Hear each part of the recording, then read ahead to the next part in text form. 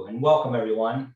Thank you for joining us for the CFA Society of South Florida's 19th annual equity panel, Opportunities and Equities, a closer look at international real estate and small caps. My name is Chris Fates. I'm the CFA Society South Florida board member and also serve as the placement chair. This evening's webinar will run for approximately 90 minutes with ample time devoted to Q&A at the end of the panelist discussion. Directly after this webinar, you will receive a 30-second survey. The CFA South Florida board is always working to deliver quality content, and your feedback will help to enhance member value. Our 2021 year of programming is coming to an end this month. I know that I speak for the entire board when I say that it has been this group's distinct pleasure to provide professional learning and networking engagements for the local South Florida investment community. Also, please be sure to join us for our annual member meeting next week on Wednesday, June 16th at 6 p.m. This is where you will receive a State of the Society address and be able to meet your new CFA South Florida leaders for the upcoming fiscal year. Now, it's my pleasure. I'd like to use the next few minutes to allow our esteemed panel to introduce themselves and tell us a little bit about their firms. We'll begin alphabetically by firm. So with that, I'll hand it over to Jeffrey Kolich of Barron Capital. Great, thanks, Chris, and thanks everyone for joining us today. And pleasure to have the opportunity to share this panel with Daniel and Lance and Chris. My name is Jeff Kolich. I'm a portfolio manager at Barron Capital. We are a privately held mutual fund company based in New York City. We were founded approximately 40 years ago. We have about 170 employees, of which about 40 are investment professionals. Our firm manages approximately $52 billion in assets. I oversee our real estate business, where across two funds, we manage approximately $2 billion in assets and also support a couple $1 billion of real estate investments across our other funds as well. Our firm has about 17 various mutual funds from small, mid, large cap, domestic growth, and various sector funds, of which real estate is one. And I would just distill down our investment philosophy down to three pillars, which is number one, we tend to have a bias towards what we believe are competitively advantaged businesses, high quality, best in class businesses. That would be comment number one. Comment number two is our view is that the competitively advantaged businesses tend to grow faster than the peer group, so we have a growth bias. And number three, we have a long-term orientation. We're looking for investments not for the next 3 months, 6 months, or 1 year, but businesses that we think have the potential where we could double our investments for our clients over a 4 to 5 year period. So long-term investing in competitively advantaged businesses with a bit of a growth process is our investment philosophy, which extends to all of our strategies. Let me stop there and pass it along to one of my panelists. Lance? Yes, I got to push the mute button there. Sorry about that. Welcome. Thanks, Chris. It's a privilege to be here tonight. Thank you, everyone. Also privileged to share this floor tonight with both Jeff and Daniel. So I'm with Hood River Capital Management. We've been in business since 2002. We recently made the move to Florida, where our office is now in Palm Beach Gardens. We have 5 investment professionals, so the 2 portfolio managers, which own 100% of the firm, and then 3 analysts, of which I am one of them. In terms of our, business as a whole, we have a mutual fund. It's 5-star rated. It's a small cap growth fund that you can find out there. And then the other 2/3 of our $3.3 billion of AUM is then tied to institutions. In terms of our strategy, similar to what Jeff kind of mentioned there just a moment ago in terms of like looking for quality, high quality type businesses. Once we identify those, for us, it also has to be something that has to be growing, right? Again, we're a small cap growth firm. And then once we find those firms, then we're really going to start challenging what the assumptions are out there in terms of what those growth characteristics are for that firm. We then investigate these type of things by doing 400 plus type calls each quarter and come up with some type of idea of what we think the actual situation is. And then we tend to invest in those companies over a long period of time. And then that usually translates to greater market returns with a little bit lower risk than what anyone else is out there is doing. So that in a quick nutshell is Hood River Capital Management. Great, thanks. Daniel? Yeah, hi everyone. Thanks again to the CFA Society and to Chris. And it really is a privilege. And I'll echo what both Jeff and Lance said. It's a privilege also to be on this panel with them. So I am a portfolio manager at Poland Capital Management. I help to manage our international growth strategy. And for those of you who aren't familiar with Poland Capital, we are based here in Boca Raton, Florida. This is our headquarters. We manage about $70 billion in assets across 7 different strategies globally. Our headquarters is here in Boca, but we also have offices in Boston and London. We've been managing client assets for over 30 years now, and our largest and longest tenured strategy has over 30 years of history. Our US focused growth strategy. And over the last decade or so, we've been expanding globally as well as expanding into emerging markets and small cap equities as well. So our focus is very much, being a long only equity manager.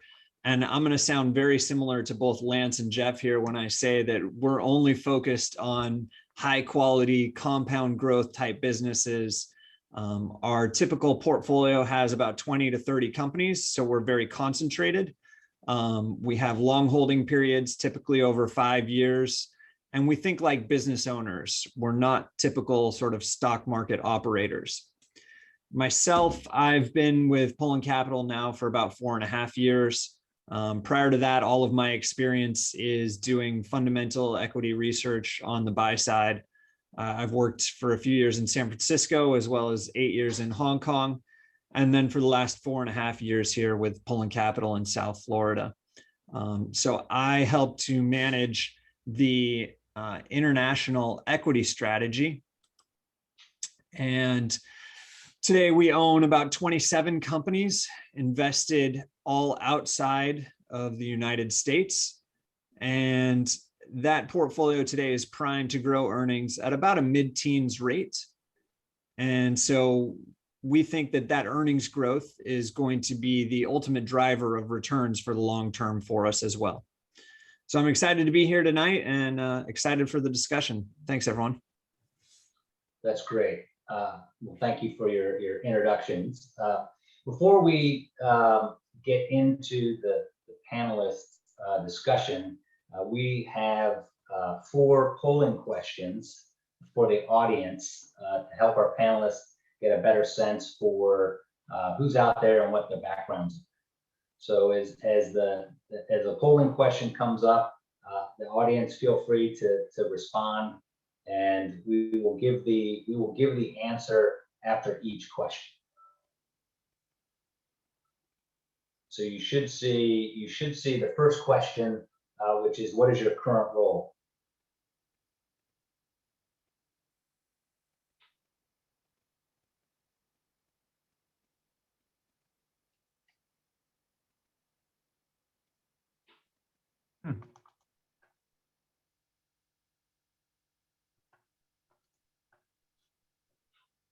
Do we have the results?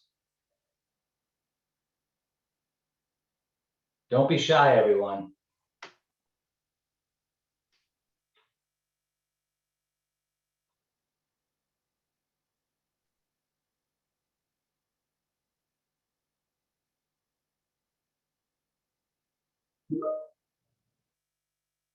All right, I'm being told 1 more second.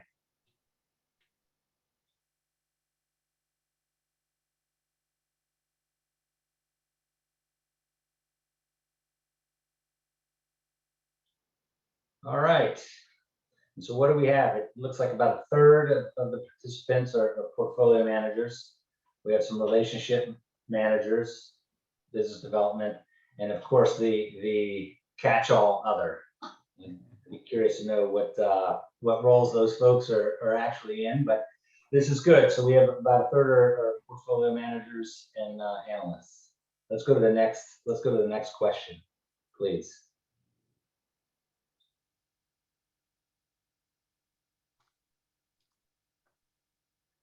All right. So we have a real estate portfolio manager on the panelists. So we're curious to know how much exposure does the audience have to real estate, either direct or indirectly?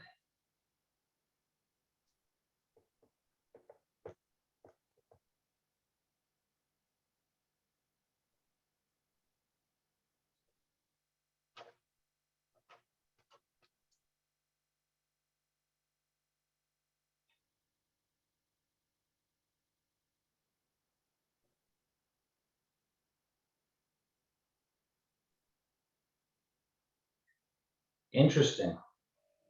Less than 10, somewhere between 0 and 10%, 70% of the audience. I have to say, I'm a little surprised that I would have handicapped the number somewhere, 10 and 20%, the majority of the audience. So that's good to know. What do you think, Jeff? Are you surprised by that at all, or is that? What I think is we're going to have to make the case for people to increase their allocations. Okay. All right. We have an hour to do so. Great. So we'll see how we do.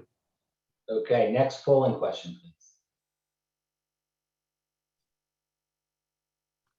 please. Okay. So similarly, what percentage of your portfolio is allocated to international equities?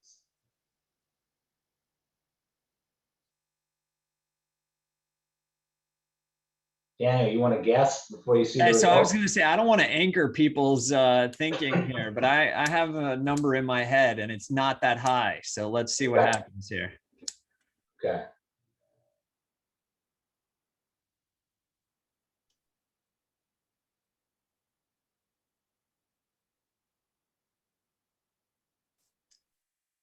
That's actually higher than I expected. So that's good. That's Yeah, good. that's actually a good result, I would say, just in terms of overall portfolio diversification.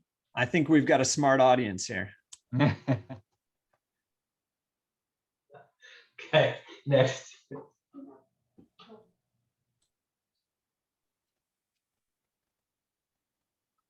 Okay. So the audience probably guessed what this question was going to be, but what percentage of your portfolio is allocated to small cap equities?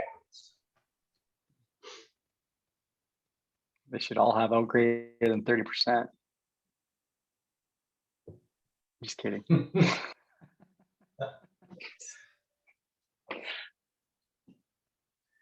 So I think we could do just an even third.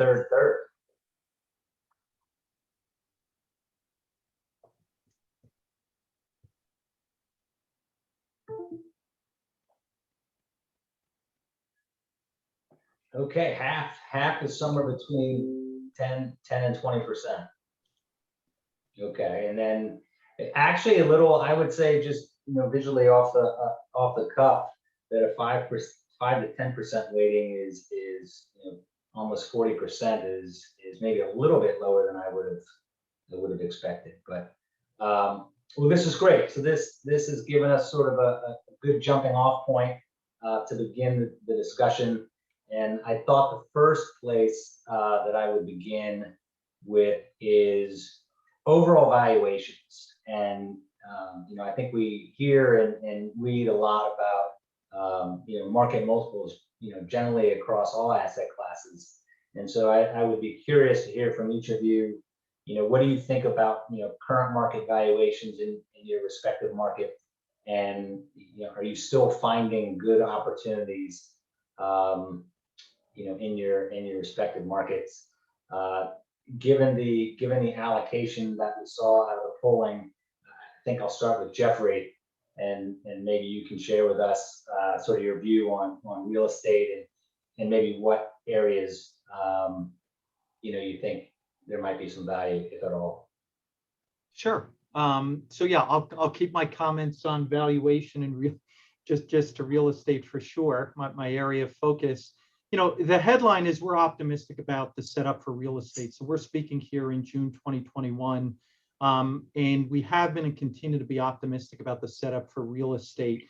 And why is that? It boils down to really 4 considerations. Number one, in a market that has performed well broadly. I'm referring to the equity markets over the last year and a half or so. You dial back to last year, S&P up 18%, global equities up high teens, NASDAQ up 45. And what was the key laggard last year? One of them, it was real estate. And so we talk about valuations being extended. The REIT index was down 9%, and beneath the index level, many categories of real estate were down 10, 20, 30, 40, 50%. So number one, real estate has lagged. Number two, to your question on value, we continue to identify value in real estate in the public markets. If you take a look at real estate securities relative to equities, relative to corporate bonds, relative to high yield, relative to the private market alternative for real estate, the headline is that real estate continues to remain on sale for several segments of real estate. And I'll share a number of examples perhaps during the panel. Number three is real estate cycles tend to last 5 to 6 years, and we're at the doorstep of a new real estate cycle. What I'm referring to here is that the ingredients of occupancies improving, rents improving, home sales improving against a backdrop of constrained supply, quality balance sheets, staggered debt maturities, a supportive interest rate backdrop, and again, attractive valuations still for several segments of real estate, not all. We have the ingredient package at the early stages of a cycle that we think set up real estate well. And then lastly, just as real estate was in the bullseye of the pandemic over the last year, because many of these businesses are based on the assembly of people, think office buildings, shopping centers, malls, hotels, real estate, casinos, apartments, et cetera. These businesses were impaired or challenged because of a pandemic. Real estate should continue to be one of the outsized disproportionate beneficiaries as more and more people are vaccinated and the economy reopens. We're seeing an early preview of that this year as real estate is performing quite well broadly in the markets. Granted, it's only 5.5 months into the year, but we think the setup's attractive. We think real estates are attractively valued. We're optimistic about the prospects for real estate. Okay, great. Lance, how are you feeling about small cap? Yeah, no, it's an interesting question. I mean, there's no question that people have thought, gosh, everything looks really expensive right now. But what I would tell you is actually we find the valuations are actually relatively attractive based on kind of economic recovery we're starting to see, and then the earnings power that we're seeing in the small cap space, particularly as you look out to 2022. So on an earnings power alone, like if we just look at that metric, this is above kind of the historical median where it's been in the past. And I kind of, you throw that on top of like, hey, every business is booming right now, and we feel pretty good about kind of where valuations sit, relatively speaking, to some of these metrics. And then, from a Hood River standpoint, we're somewhat agnostic to kind of the overall valuation, not overall, to market conditions, as I would put it, because we're really trying to capture inefficiencies in all markets. So whether it's an up market, down market, et cetera, we're trying to capture those inefficiencies. And that being said, we do believe that now is a good time to be involved in small caps, and that you're not necessarily looking for, a lot of people look at like software, for example, think like, gosh, look at those valuations. Those things they're crazy. And there are some really stretched valuations, I think, out there in software space, but you look in some other spaces and they're not stretched at all. In fact, the earnings power would actually lead us to believe that there's actually really great opportunities out there. And so we feel it's a pretty good time to be involved in small cap from that standpoint, and the valuations are still ripe for the picking. Okay, great. Daniel? Yeah, so it's a good question because we've been on a decade plus long bull market in equities, and particularly in the U.S.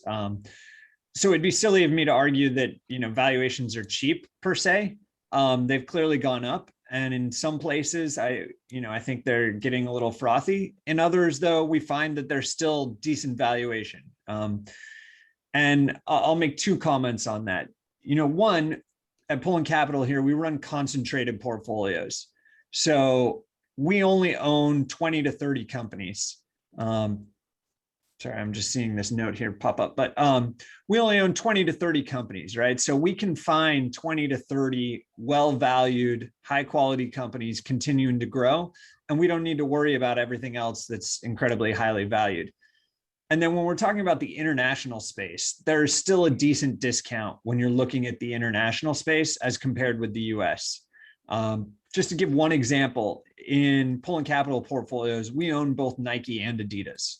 We think they're phenomenal companies. Both are doing incredibly well post-pandemic as things are reopening.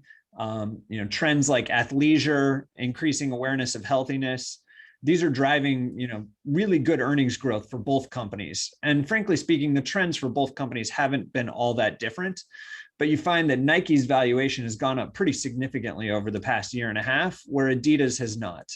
And so that's the sort of discount that we tend to find when you're going overseas and internationally.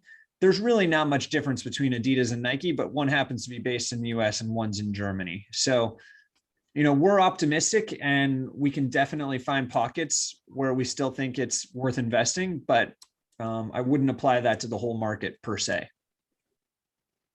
Okay. Turning to another topic is inflation. We've seen inflation tick up. Many believe that what we're seeing is transitory, and so what I'd be curious to get your each of your points of view on.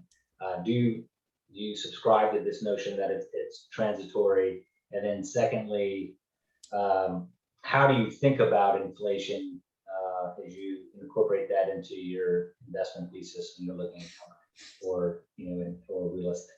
So we'll keep the same order, and I'll start with Jeff. Okay, so inflation, I make a couple of comments. Number one, I don't know better than anyone else on this call whether inflation is transitory, longer lasting, permanent. We don't make our investment decisions based on macro predictions regarding whether it's inflation, interest rates, currency, economic growth, et cetera. We're very much on the ground, focused with our companies, learning about the businesses, getting in the field, and making judgments based on what we see and learn and hear, and not macro forecasting. Having said that, we are aware of what's happening in the labor market and for certain materials, et cetera. And again, I don't know if it's transitory or will be longer lasting. What I would say as it relates to real estate is that if you look over a long period of time, real estate can act as a wonderful, at least partial inflation hedge. And I think one of the many reasons why real estate is performing well in the market this year and may in the years ahead is because real estate offers inflation protection characteristics. What do I mean by that? Well, number one, when you have higher prices for land or labor or materials, it tends to lead to less new construction, less new building activity and supply, because the returns don't pencil out. And so when you have less construction of real estate, which we're seeing right now, that leads to higher occupancies and the ability of landlords to exert greater pricing power or raise rents. So you can increase rents to offset some of the expense inflation. That's number one. Number two, in real estate, shorter lease duration real estate. Think of hotels that reprice literally every night. When you go to a hotel tonight, tomorrow it could be more expensive, or apartments that reprice once a year, or self-storage that reprices every 30 days. They have the ability to raise rents very quickly to offset inflation. And then there are other segments of real estate that have explicit inflation links, meaning they have annual rent escalators that are built into the leases to offset inflation. So if anyone on the call is concerned about inflation, I strongly encourage you, consider real estate, because one of the many benefits is some of the inflation protection characteristics. No, those are great points. Lance? Yeah, so I think I would agree with what Jeff just said. We're a company where we're going look at things from the bottom up. So what I would say is that we're macro aware. We're not making any calls directly on the macro itself. So as it pertains to inflation, I think obviously it's happening, right? The readouts are right there. It's hard to ignore those, what we've seen here more recently in terms of the readouts that we've seen. And so the question then becomes to what you said, Chris, earlier, is it transitory or is it structural? And if it's structural, then rates will obviously be moving higher here in both the medium and long term. I guess as it pertains to us, like I said before, like our portfolio is a little bit agnostic to kind of what's happening from a macro standpoint. Obviously, we're aware of it, but it's not something that we're making decisions upon. And as it pertains to inflation specifically, what I would say is that we tend to identify companies that have pricing power, which inflation could then lead to a benefit for them. So I think like a great example might be a company called Open Lending. They tend to do software. They have the software for the financial arms of OEMs, and then for banks and credit card and credit unions, et cetera. Companies that are trying to assess the credit of people that are out buying vehicles. And what they've been able to do is they're the only one in the market that are doing this. They're able to help these guys look at these subprime potential customers and get a better understanding of what the true credit worthiness is of that consumer. And since they're the only one out there doing it, they're able to get more people into vehicles at a lower rate and get more banks to get the lending out, et cetera, where they've got a substantial amount of cash available to them. It becomes a win-win-win type scenario, where then they can charge more, and they can, as inflation goes up, they can charge more because there's no one else out there doing it. It's a benefit to them in the long run. Great. Daniel? Yeah, so very similar to Lance's answer, the types of the types of companies that we own tend to be very high quality. They're dominant. They have strong pricing power. We own software companies which are able to, have nearly 90% gross margins and pass on costs without even thinking about it. We own LVMH and Kering Group, two of the largest luxury goods companies in the world. Again, they have 80+% margins. And if you're out in the market looking for a $3,000 handbag, you're not going to think twice if that's all of a sudden, 5% higher.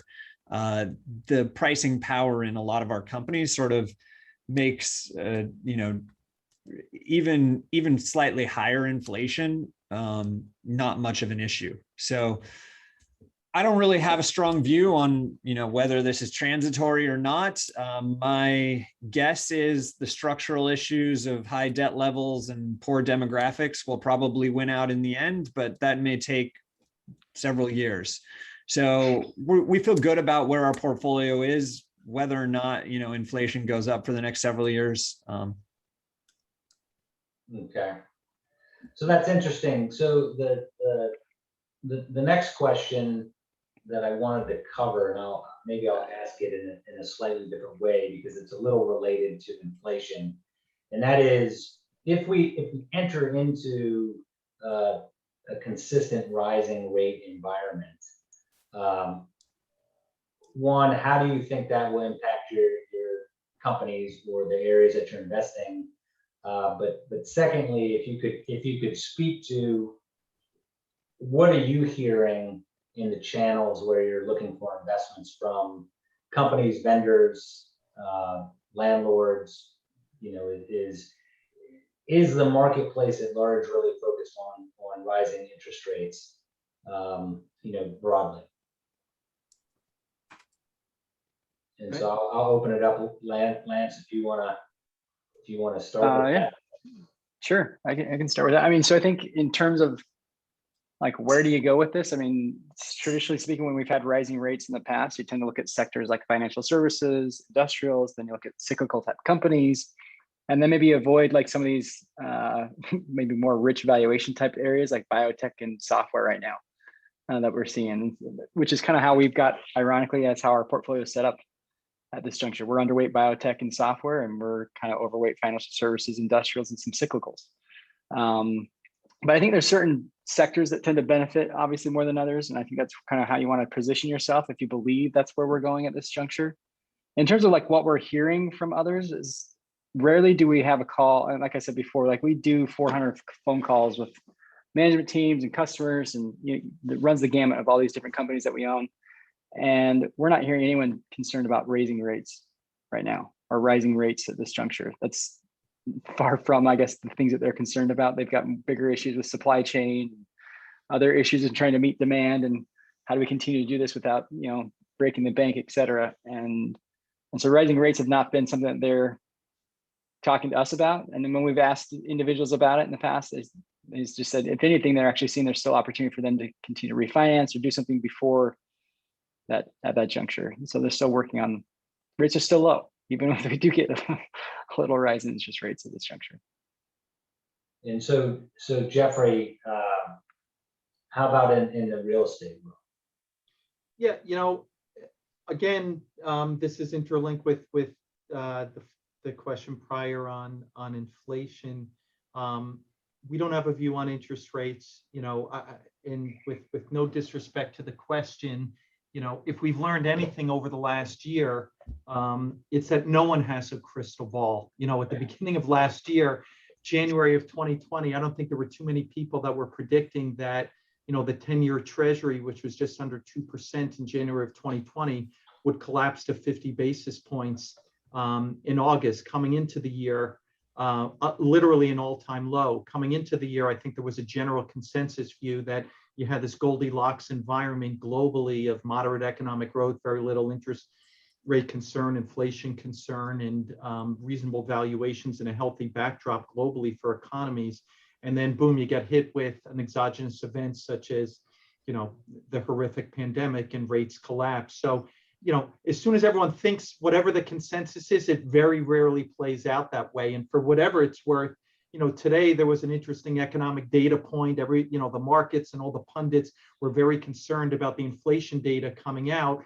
And what the bond market's telling you, as we're looking at a whopping 10-year treasury at 1.49%, is that maybe inflation has peaked, that maybe this is as high as it's going to be. No one knows. However, we're aware of it. What we're focused on is more the rate of change of interest rates rather than the absolute level. And so I don't know where rates are headed over the next year. What I would say for real estate, and I concur with Lance's last comment, with all of his comments, but at the end, let's put this in context. If you look over the last 40, 50, 60 years, the 10-year treasury has averaged 4 to 5%. We're sitting at a whopping 1.4 and change, and real rates right now are negative. That's comment number one. Number two, if rates are rising for a good reason, reflecting an improvement in economic conditions, we welcome that. And that is, I'm sure my panelists would agree, is good broadly for equities and several different categories that they focus on, and for real estate. It's the aggressive spike in rates that can create a demand shock and some problems that we have to be wary of. I've been managing our product, one of our products, for the last 12 years. We've had, in a secular declining rate environment, there have been windows of rising rates, 8 different periods where rates have gone up about 80 basis points. In every single period, our real estate strategy has gone up and outperformed our benchmark. So how do we perform in a rising rate environment? There's a little bit of a different playbook for real estate. And what I mean is, in a rising rate environment, what do? We tend to de-emphasize some of the yield component of the portfolio, which will not have the relative appeal. We focus on short lease duration real estate, which can grow faster and offset some of the expense headwinds. We focus on companies with development pipelines that can supplement growth. Of course, we focus on companies that have strong balance sheets with well-staggered debt maturities and appropriate leverage that can absorb higher rates, et cetera. So there are playbooks, and we'll navigate it, but we're not dictating our decisions, once again, on an expectation or a view or a house call that rates are going from A to B over the next 12 months. But it's something that we factor in. Headline, if rates are migrating head upward, reflecting an improvement in economic and business conditions, we welcome that, and we can perform. We have historically quite well. Anyway, that's a few thoughts. No, that's great.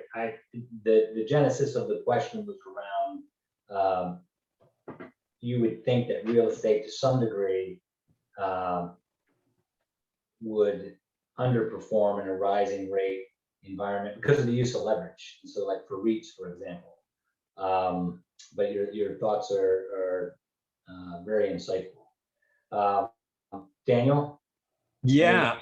Any additional So I'm going to sort of skip the question on valuation, because I think we could debate that for the next year, whether rising interest rates, it's clearly not going to be good for valuations, but the degree to which it's a negative is certainly an unknown. I'm going to come with a little bit of an unorthodox view here and say that assuming higher interest rates is combined with a tighter financing environment, it would actually be quite good for our businesses, especially competitively. So the kinds of businesses we own, tend to have very strong balance sheets. They're self-funded. They have very strong cash flow. And over the last 2 years, where we have seen some competition come in and try to take share away from some of our businesses, it's these negative cash flow, unearning, new startup businesses that are financed by, zero rates and venture capital that comes in with no expectations, and they're willing to do 4 or 5 equity financing rounds over the course of the year in order to subsidize new customer acquisition or some sort of aggressive marketing plan. And so if that were to go away, I think it would be phenomenal for many of our businesses. So we would welcome somewhat higher interest rates if that were the case. Okay. Interesting. Well, this is good. So we're not worried about inflation. We're not worried about rising rates. So maybe I would ask the question then, what do you view as the biggest risk, that's out there, for those of you investing money, looking for new ideas? What, in your particular spaces, whether it be geopolitical, or whatnot? So maybe I'll go ahead, Daniel. You can kick this one off. Yeah, this is a really important question, and it's something we spend a lot of time thinking about. So hands down, the biggest risk that we're thinking about and spending a lot of time debating internally is regulation. The kinds of companies we own tend to be very dominant. They tend to have near monopoly positions, whether that's in e-commerce, software, certain business services categories, and regulation's a hot topic, not just here in the US, but clearly kind of globally. So in the US has some advantages in that it is a pretty high hurdle to prove consumer harm and therefore go after any sort of these tech monopolies. And so we think any sort of regulation is probably going to be pretty slow coming in the US. Internationally, where I invest and where we operate, regulation's been much more swift, especially in places like China. So it's something that we have, already been affected by, but it's something that we also were aware has been a risk for quite some time. So when we saw regulators coming in and starting to make new encroachments and come out with new rules, we weren't surprised. And so we've had a long view that actually in China, the companies that we own especially are pretty well aligned with the regulator. But from time to time, the regulator or the Communist Party is going to step in and say, you need to remember who's in charge here. It's not that they're killing off these businesses, but it's that they're reasserting their control and saying, you serve us, not the other way around. At the same time, a lot of these businesses, and specifically, we could talk about Alibaba. They're the one of the poster childs for regulation today in China. At the same time, I think we've seen the regulations against Alibaba have largely been sort of a slap on the wrist. Ant Group excluding. They paid a small fine, and they've been forced to do some things that were, or forced to stop doing some things that were actually fairly egregious anyway. And so it didn't really change their business model, though. So it's something that we still think about a lot, and is something that has to be taken seriously. But because we have spent a lot of time thinking about these things before we even made an investment, we think we're in a pretty good position to ride through any sort of regulatory waves, whether those be in China or Europe or in the US. Okay. Lance?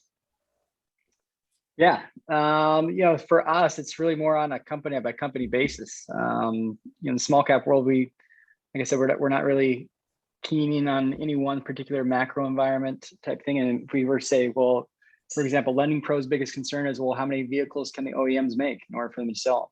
And so their biggest concern right now is on the chip side, right? And if I were to go look at like a Malibu Boats, for example, like their biggest concern is, can we get resin? And so those two things aren't necessarily coexist together. And so at the end of the day, it's really on a company by company basis. that I would tell you that's really where we focus on. Is each company individual has going to have its own risk. We make sure we understand what those risks are and evaluate them appropriately to then better understand kind of what's the real risk to the company at the end of the day. Well, the management team might say, hey, resin's our biggest issue. Reality might be they're getting plenty of resin and there's plenty, they can't make as many boats as people want at the end of the day. So. Right. Jeff? For real estate, the biggest risk, biggest. the biggest risk for real estate always is when real estate becomes overbuilt. Whether that's in the housing market, commercial real estate, if you look over time, when it becomes overbuilt, that leads to big problems. The housing crisis back in 08, 09 was when the country was building too many homes relative to the demographic needs, and we were building over 2 million homes. In commercial real estate, when it became wildly overbuilt in the late 80s or early 90s. The headline and the good news is what I said at the outset, which is we are underbuilding in our country relative to the housing or demographic needs right now. There's actually a housing deficit, and that's underpinning some of our optimism for real estate. And on the commercial side, as we touched on before, with some of the considerations, supply also isn't a headwind. So that's the key risk that we're always focused on, is just the economics of real estate and if it pencils and makes sense. Of course, the biggest risk out there, which we can't control at all, especially for real estate, which is based on the assembly of people, is the vaccine. And is there going to be another recurrence? And of course, if variants coming and need to shut down the economy, I guess that's the most obvious risk for everyone on this panel. We're focused on what's happening on the ground, business conditions, outlooks for companies. We're very encouraged by what we're seeing, but that obviously could have a dent if we have an exogenous reoccurrence as we had, a little over a year ago. And so, on that point, is there any particular segment of the real estate that you think is not attractive because of supply demand dynamics? I mean, long term, we're bearish on retail real estate. So I'm referring to malls and shopping centers. Why is that? Because we're over retailed in this country on a per capita basis, again, relative to the demographic needs, and people are buying more and more online. Think about all the e-commerce trends. I remember when I grew up, my mom would take me to the mall once a year for back to school shopping. Now, what does my wife do with our kids? She buys all the shopping online, and she just goes onto her computer and buys a pair of jeans and a t-shirt and sneakers, and you're done. You don't have to go to the mall necessarily. And so if you say we're long-term bearish on retail real estate because of these trends of the e-commerce trends, and we have an excess supply. So I would lead with that as one that we're quite cautious on as you look at over a long period of time. Okay, great answer. I want to come back to Daniel just on one with your comments regarding regulation risk. Is it primarily information tech, or is it country specific that maybe gives you more concern versus industry? I would say it's fairly broad. I mean, it is primarily focused today in information technology, but I would say, any company out there with a pretty dominant position and that may be abusing that, taking pricing to the extreme, is likely going to be looked at. The political environment that we're in today just makes it a hot button issue. So we're seeing it today in tech globally. I mean, it is certainly a trend globally, even though it's manifesting, I would say, most acutely today in Europe and China, but it's certainly a global trend. And then, yeah, I wouldn't just specifically say it's in tech. Okay. Well, we have some questions from the audience in queue, so I thought maybe I'd pivot for a moment. And the first question that came in, this is directed for Jeff. And the question reads, do you divide real estate between the old real estate and the new real estate, specializing in technology companies like Amazon or other big tech companies?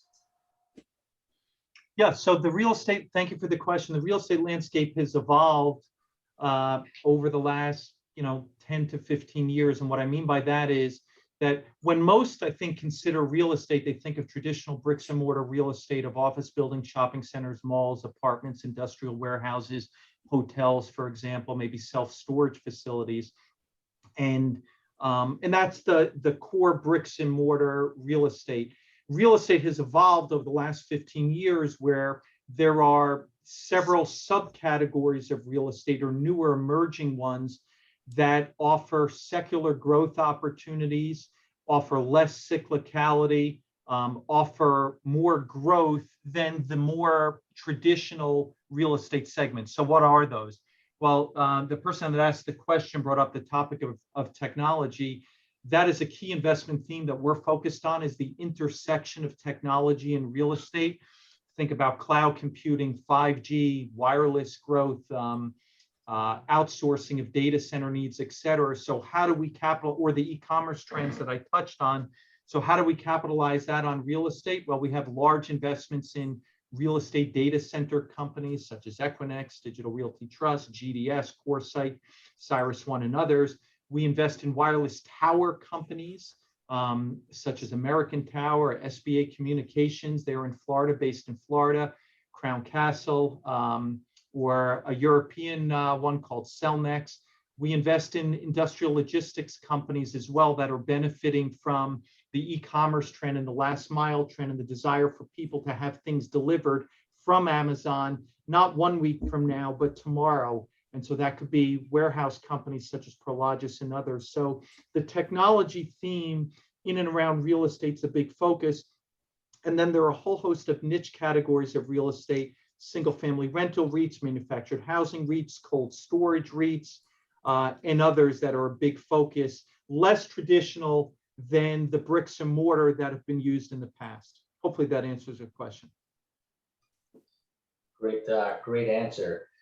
This next question is for you, Daniel.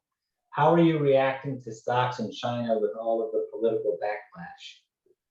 Yeah, so I'll take that from two angles. Political, both domestically, we sort of touched on regulatory wise. And actually, let me back up and just say, first and foremost, we're optimistic about China over the long term. We're not running from China. We don't think that China is, a major risk or some sort of communist country that's going to retake all of the private production and you need to run for the hills. So first, domestically, we've sort of touched on the regulatory backlash and what's happening there. We think that's generally going to be temporary. 5 years from now, that's probably not going to be a theme that we're still talking about in China. And as far as the geopolitical risks go, that's clearly something you've got to manage and try to understand and pick your sectors. It is going to be a long-term issue. The competition between the US and China, I believe that's something we're going to be dealing with for the next 30 years. It is not going to be resolved in the next 2 or 3 or with the next administration. And so what we're seeing today is that China is actually at a pretty hefty discount, and especially a lot of the best growth companies in China. One of the reasons for that is that historically those companies have been owned largely by foreign investors. The shareholder base is in the midst of a transition, and you're seeing a lot of institutional investors in China rise up. You're seeing rising, incomes, increasing equity ownership. And I think over time, you're going to find that the ownership base of a lot of these companies transitions to be much more domestic. There are some pluses and minuses to that, but I think over the long term, that's a positive thing. Right now, what you see is there's a lot of volatility whenever there are geopolitical issues, because US investors are much more quick to sell and run based on macro ideas rather than spending time to really get to know these businesses and investing for the long term. So, what we're doing is we're taking a very much, business by business approach while trying to be aware of those greater geopolitical risks and saying, these are the 2 or 3 companies we want to own in China for the next decade. And so that's a little bit how we're thinking about it. Okay, great. Another question came in, and this is really for everyone, but I'll let Lance address it first. What do you think about SPACs, and how are you how does that in any way come into your your calculus when you're investing money? SPACs are a small cap wonder. No, obviously we've seen a lot of them come through. Gosh, it's felt like back in January that like every day there were like 6 that launched. And so just think about all the capital that's been sitting out there that now is available to go out and do something. So we talked earlier about valuations. Like, I think that's just going to be such an interesting dynamic that comes to the market as each of these guys have to either put that money to work or return it back to the shareholders who invested on the original IPO of the SPAC. We've done a couple SPACs in the past. We have a couple here now. I think there's just so many out there that the SPAC market as a whole just got tired. And so now it's just it is what it is. From a standpoint of, it's not going to be this place where it's the fast money, right? It felt like for a little bit, like it didn't matter what they were buying. It was going to go from the $10 IPO price for the unit to $15 overnight. The moment they announce something, it's going to hang out there. And it could be whatever, a Chinese deli shop in New York, as an example. But now what we're seeing in that space is that the high quality companies, the guys are actually making money. So I think Daniel mentioned earlier, like there's all these VC funds, funding these guys, and they're just funding, trying to take market share with the hope that maybe they can make a profit someday. Like there's plenty of those out there in the SPAC market that got picked up, but there's also a few that are actually make money and actually are doing something really great. And I think that's where the opportunity lies on the SPAC side. Is if you can find these operators that actually know what they're doing when they went out and found these companies that have found high quality businesses that needed that help to go public, that's where I think the value in SPACs lies. And that's kind of where we've turned our focus to as it pertains to SPACs and how we've approached it. Is we're looking for, okay, what's the business you're buying? What's the underlying, is it making money? What kind of margins are you getting?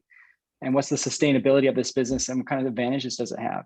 No different than if it was just a normal business that we were trying to invest in general. We're still looking for those high quality businesses. It just happens to come in the form of a SPAC. In that case, we're okay with it. Very good. Daniel and Jeffrey, don't feel obligated to comment on this. I mean, you're welcome to, but I know that as to use Lance's word, it's a wonder in small cap land. So I'll quickly just say we're pro SPACs. I think we've never invested in one. I can't imagine we'll invest in one in any time in the near future. But the IPO process was not beneficial to most companies trying to list. It was really just beneficial to the bankers. And so to the extent that the SPAC can be a new way to bring companies public, we're pro. Okay. I think what, just real quick, Chris, jump in there. I think what Ackman has done with his SPAC is super fascinating. I think that'll be a great kind of like reverse engineer way of looking at how the SPAC market works. Because a lot of these SPACs, to Daniel's point, like, hey, it's a great way for these guys to go public. Like some of these companies need time to tell their story. And in an IPO process, you get 10 days, and then that's it. And so if you didn't get your story out there, like that's not probably going to go too well. Or with the SPAC process, you can have like 2, 3, 4 months to like meet with investors. You get to go through an earnings period with them. You get to do all these different things with them so they can really kind of get to know the business. It allows them to come. But I think the unique thing about Ackman is just how much more shareholder friendly his SPAC is relative to maybe some of these others that are out there, and kind of how he structured it. So it'll be interesting to kind of see as his project evolves, if you will, and kind of how does that impact, future SPACs and others that might participate in that space that bring other companies public. Good point. The a different question came in, and this again is for I'll pass to Jeff, and I'm going to try to interpret the question, and it is can you talk about or speak to the tower companies in 5G, and are there still Are there still attractive opportunities on a valuation basis in that space? Yep. So great question. We're long-term bullish on the wireless tower companies. I touched on a few of them before. 5G is one element of that, or that's a new leg of growth for it. But every country is at a different stage, and Dana would know this better than anyone on the call. You know, here in the US, we're talking about 4G going to 5G. But if we move over to India, for example, where American Tower, the largest global tower company in the world, has a massive portfolio, they're in the process of, over the next several years, going from 2G to 3G to 4G to ultimately 5G with 1 billion plus people. So 5G is an exciting new growth opportunity, but there's much more as it relates to towers. We are long-term bullish on towers. These are great businesses. Supply's constrained. Demand is much less cyclical than other categories of real estate. It's more secular, enduring demand, everything with the world going wireless. Now, is some of this already reflected in the share prices? No question about it, as we would not suggest that we would put this in the, cheap bucket of real estate broadly. They've been good stocks. They're somewhat pricey by historical standards. Having said that, I'd make a couple comments. Number one is there is a staggering amount of capital that's been raised by private equity firms that's targeting data infrastructure right now, specifically towers and data centers. Let's just look to this week where Blackstone Real Estate, the largest real estate asset manager in the world, targeted data infrastructure, which we've been talking about, with the announcement of a $10 billion purchase of a data center company at a significant premium to where data centers and towers are trading. This is one of the most sophisticated, long-tenured investors in the private market saying that the public market has it wrong and there still is value. And we think there are many more infrastructure funds that are going to target towers in the public markets. The most attractively valued tower opportunity is the one I mentioned in Europe, in our opinion, and that's Cellnex, Cellnex. And they've built a premier European tower platform across the continent of Europe. And the headline there is it trades at an inline multiple with the other tower companies. Yet over the next 3 years, this company is going to grow its tower cash flow 75 to 100%, while the other tower companies cumulatively will grow their cash flow maybe 30, 35%. So 2x the growth for an inline multiple, lots of capital targeting. We still think there's money to be made in the tower space. Yeah, great. Another question. How does ESG factor into your investing process now? Daniel, you want to start? Yeah, ESG is really a natural extension of what we've been doing for 30 plus years. If you want to own a high quality company and you want to own that for 10 plus years, you need to think about all of the risk factors, including things like environmental and societal issues. And so, we never really called it ESG, but we've been doing ESG research for 30 plus years. We are a signatory to the ESG treaties. We incorporate ESG research into all of our research, and we have conversations with management about ESG, on an annual basis. And you'll see that almost all of our portfolios score really highly on any sort of ESG metric. Although, again, that's sort of not intentional. It's just a part of our process and a natural part of investing in only high quality companies. Okay. So you didn't change anything. You didn't need to recalibrate your focus in any way. We didn't really. We've started subscribing to some ESG third-party research just to double check everything that we're looking at, and we've now included a slide in our presentation. But that's about it. It's not a real fundamental change from what we're doing on the investing side. But I think we can rightly so talk about ourselves as an ESG manager, because all of our companies tend to score extremely highly, and Morningstar would include us in their ESG managers, interestingly. Sure. Lance?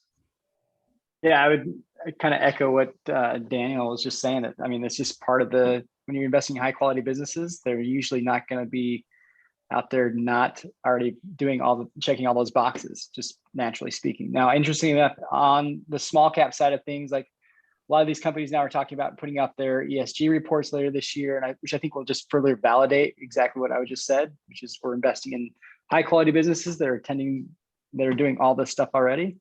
And I think that's just going to further assist not only these companies in terms of like attracting better high quality investors, but also then helping people understand kind of what they're getting themselves into. I think there's no question that a lot of the products out there and people out there, they want to invest in people and companies that are doing the right things and probably not necessarily go and put all their money in coal, as an example.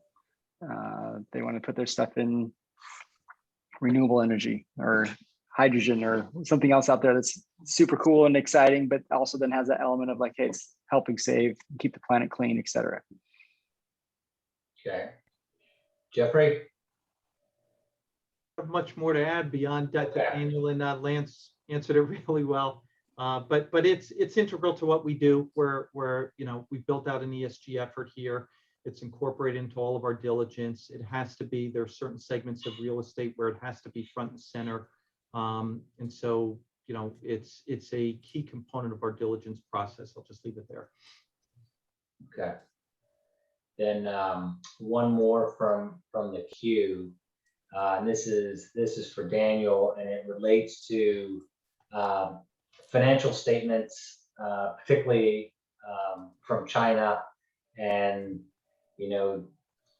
how accurate do you find the financial statements relative to other European countries, let's say, or the U.S.? Yeah, a couple of points on that. So with any of our investments, we, first start with a degree of skepticism on any of the companies that we're looking at, whether that's in Europe or Japan or in China. And I know you're specifically talking about China, but if you want to talk about lax accounting standards, JGAAP is a garbage accounting standard, and Japanese companies can get away by telling you absolutely nothing. But in China specifically, the types of companies we're investing in, we own 3 companies in China.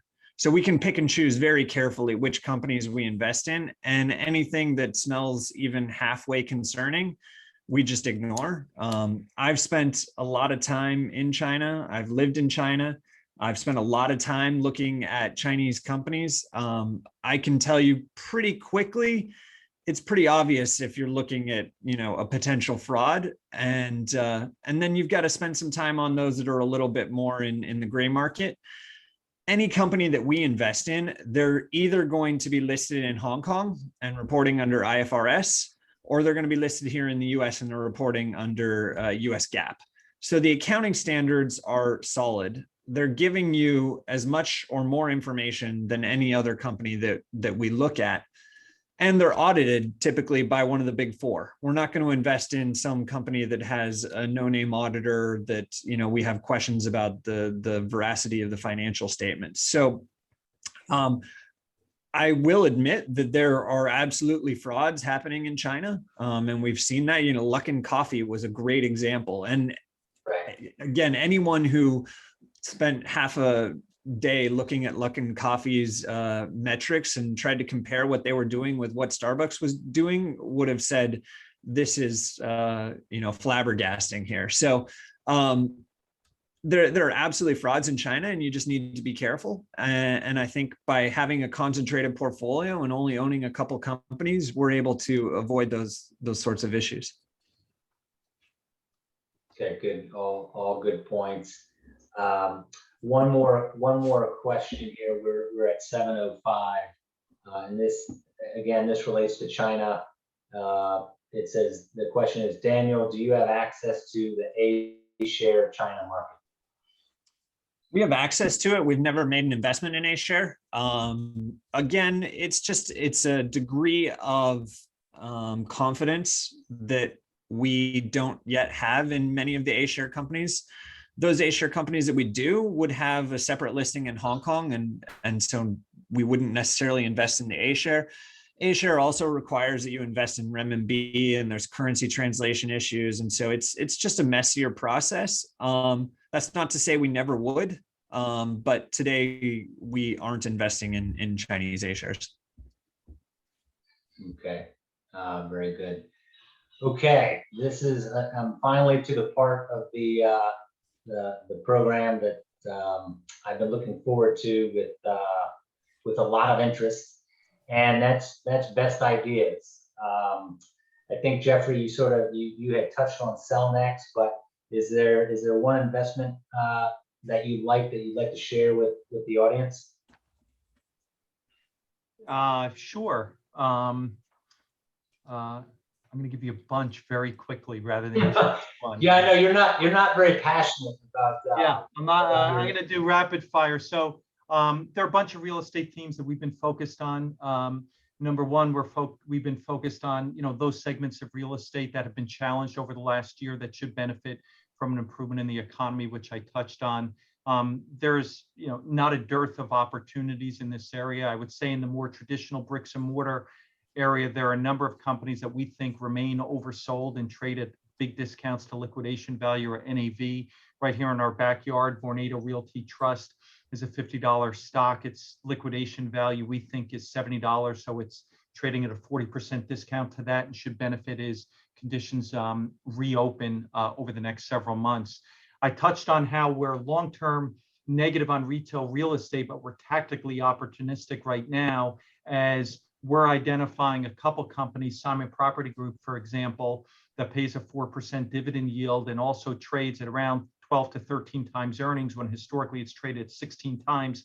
In our opinion, it's going to be the only surviving public retail mall company. And so there's a real opportunity for consolidation. So we like that in the recovery area. We also have investments in real estate casino gaming companies. And I would say another one that's lagged because of COVID is an Asia-based company, and that would be, or Asia focus, and that would be Las Vegas Sands. Been a really bad stock. We think it's on sale. We think as soon as we hear that Macau is reopening, which is shut down right now and effectively, in Singapore, this is going to be a company. It's just a question of when, not if. The business is cyclically depressed, not secularly challenged. We think there's a real opportunity in that over the next year or two. Housing related is an area that we're optimistic about. I talked about the deficiency in the residential real estate housing market. There's a land development company called Howard Hughes, ticker HHC. It was mentioned on the call, Bill Ackman. He's the largest shareholder of this company. We're a shareholder as well, for full disclosure. Stock's a little over $100. They just hosted an investor day last week and said their base case liquidation value of the residential real estate's $150 a share, or 50% higher. I could go on and on, but let me stop to make sure. That's great. You've given us a number of things to consider. Lance? Hood River Capital Management's mutual fund. I'm just kidding. I was waiting. Perfect. I was waiting for someone to get. Well, I mean, come on. No, okay, but seriously, there's one in particular that I'm really excited about. The company's called Telos. The ticker's TLS.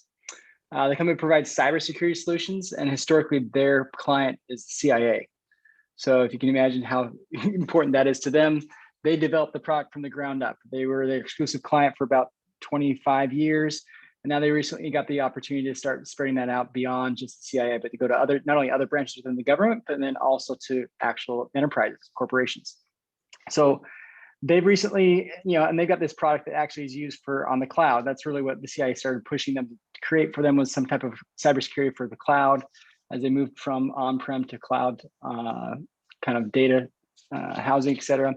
And so as part of that, Azure got that contract with the contract with the government. And so Azure is now one of their channel partners, for lack of a better term, but also happens to be one of their biggest customers, because now anyone who goes out and goes onto Azure for the first time, they actually have to buy a Telos subscription as well. It's embedded within the actual Azure pipeline or Azure product. And so they essentially become this partner. They now partner with like Amazon, so you got AWS, you got Azure, you got Google, you got Oracle, you got all the big cloud providers are now on it.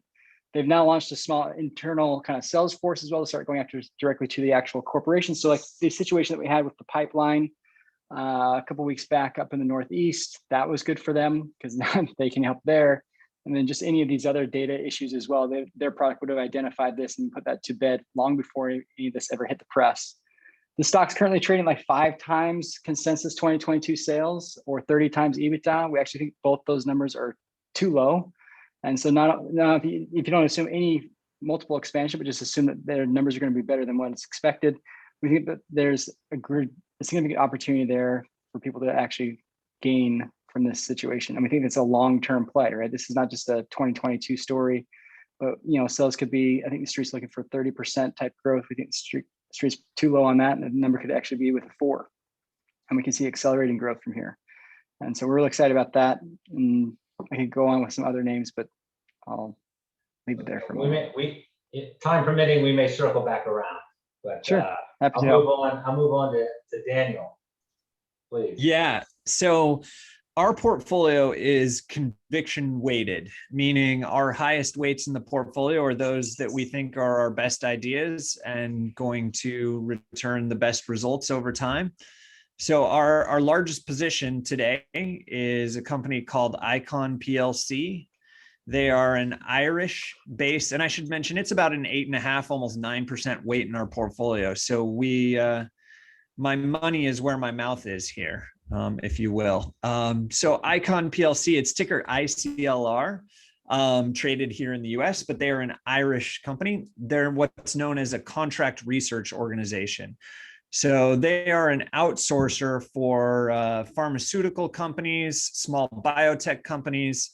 As those pharmaceutical companies create drugs and need to take those drugs through the trial process, they will often go to a company like Icon to help outsource that trial process. So take, for instance, Pfizer, that's Icon's largest customer today. Say they're working on their new PD-L1 drug for lung cancer. They need to get 10,000 patients globally enrolled in this trial. That's an incredibly difficult feat for a pharmaceutical company, which certainly does not specialize in finding people. It's an even harder feat if you're a small biotech company with 8 people. So increasingly, these sorts of companies are going to companies like Icon to help them not only recruit the patients, but to administer the drug trial, to record all of the data, to do the data analysis. So it's certainly a growing industry, and Icon over the last 10 years has been growing revenues at a double-digit rate and earnings at over 15%. It is also so today it's about the number 4 player globally, but it is in the middle of a merger with the number 5 player, a company called PRA Health. And upon merging, they will be by far the number 1 player globally. And this is a scale game. So the larger scale you have, the easier it is for you to go out and find these patients, the more value you can add to your customers by doing these trials globally and not just regionally. And so we think together, this is going to be an even more competitively advantaged business. Together, we think over the next 5 years, Icon should be able to grow revenues at over 10% and earnings at over 15%. And today it trades for about 22 times forward earnings. So by no means is it expensive. So that's one that we're quite excited about. Very good. Are there any more questions from the audience?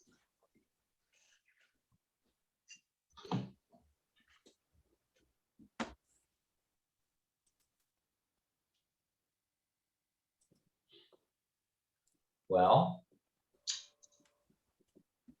thank you very much. I want to thank our panelists from Barron Capital, Hood River Capital Management, and Poland Capital.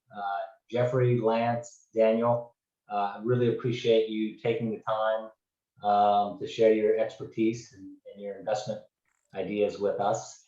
And we hope that you'll come back again. Just as a reminder, this event has been recorded. It will be the replay will be made available on our web portal.